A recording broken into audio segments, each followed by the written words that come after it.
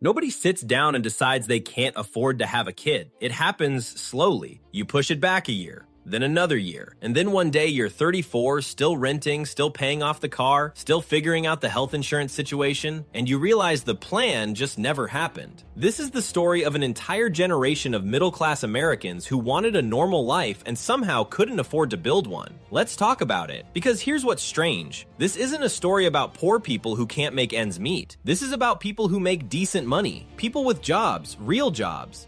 $50,000, $60,000, $70,000 a year. People who look fine on paper, but who are quietly running the math in their heads every single month and coming to the same conclusion. Not yet. Not right now. Maybe next year. And next year keeps moving. Think about what it actually costs to be a functional adult in America in 2026. Rent in most mid-sized cities for a 2-bedroom apartment, because you'd need a second room now, is running anywhere from $1,600 to $2,500 a month depending on where you live. That's before utilities, before internet, before the renter's insurance your landlord suddenly requires. Then you've got the car payment, because most of the country isn't built for public transit. Average new car payment right now is pushing close to $600 a month. Used cars aren't much better after what happened to the market. Then health insurance through work, which looks fine until you actually use it and find out your deductible is $4,000. Then groceries that somehow cost $200 for a week of food for 2 people. Then subscriptions. Then student loans that came back. Then the credit card that caught the gap between 2 paychecks back in February and never fully got paid off. By the time you add all of that up, people making $60,000 a year are left with maybe $300 of actual breathing room every month. And that's before anything breaks, before the car needs tires, before someone gets sick, before a friend gets married and you need a flight and a hotel room and a gift. So when the conversation about having kids comes up, and it does come up constantly, from parents, from relatives, from coworkers, from a very specific type of Instagram post, the answer isn't, "We don't want kids." The answer is, we're trying to figure out where that fits, and the math just doesn't fit. Because a baby isn't just a baby. It's a complete restructuring of your financial life. Childcare in the United States right now costs more than college tuition at most public universities. Let that sink in. You're not paying college prices when your kid is 18. You're paying them when your kid is 8 weeks old and can't even hold their own head up. Full-time daycare in most American cities runs between $1,500 and $3,500 a month per child. That's a second rent payment. That's more than some people's entire take-home. And there's no real solution offered. There's no system that catches you. There's a dependent care FSA that lets you set aside a few thousand pre-tax dollars, which sounds helpful until you realize childcare costs $50,000 a year. There's a child tax credit that phases out and doesn't begin to cover actual costs. There's maternity leave that, for millions of workers, is still mostly unpaid or barely paid. There's a paternity leave conversation that most men still feel uncomfortable having at work because the culture hasn't caught up to the policy. So you end up with couples in their late 20s and early 30s who genuinely want a family, who grew up thinking a family was just a thing that happened, now sitting at a kitchen table doing spreadsheets about whether they can survive a 9-month period where one income disappears and the other one is stretched to its limit. And here's where it starts to get interesting, because it's not just the money. The money is real and the money matters. But there's something else going on underneath this. Something that doesn't get talked about as much. People in their 30s right now watch their parents build middle-class lives that felt stable. A house by 30, a second car, a family vacation every summer, kids and activities. Not rich, but comfortable. Like the floor was always there. And what that generation didn't fully realize at the time was what that floor was made of.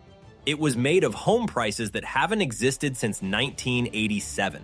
It was made of one income being able to support a family of 4. It was made of job markets where you stayed somewhere for 30 years and they took care of you. It was made of healthcare costs that weren't an existential threat. It was made of a version of America that was slowly being disassembled while everyone was distracted watching it look fine from the outside. And the kids of that generation grew up with a picture in their head of what adult life looked like. And now they're the adults. And the picture doesn't match. And instead of someone explaining what changed, the messaging they get is, just budget better. Cut the streaming services. Stop eating avocado toast. As if the problem is a $12 monthly subscription and not a $1,500 a month childcare bill. Here's the part that really gets me though. The delay isn't just financial in a simple way. It's financial in a psychological way. Because when you're always one emergency away from your savings being wiped out, when there's no cushion, no real safety net, no room to absorb a bad month, having a baby starts to feel irresponsible. And that feeling is doing something to people. It's making thoughtful, capable, loving people feel like they're not ready. Not because they're not emotionally ready, not because they don't want it, but because they've been conditioned to believe that financial stability is a prerequisite for parenthood, that you have to earn the right to start a family by first achieving some version of settled, secure, established. And that bar keeps rising. Every year the benchmark moves. Every year there's a new cost that wasn't there before. Every year the version of ready gets a little further away.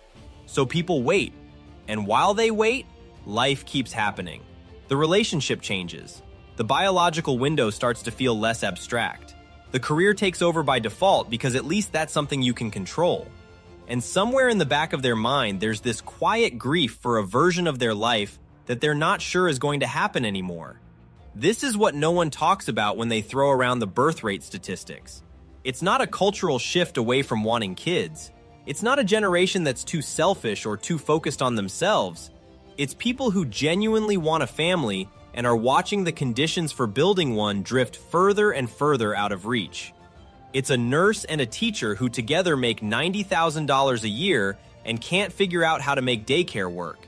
It's a couple in their mid-30s still in a one-bedroom because 2 bedrooms in their neighborhood went up by $700 a month in 3 years.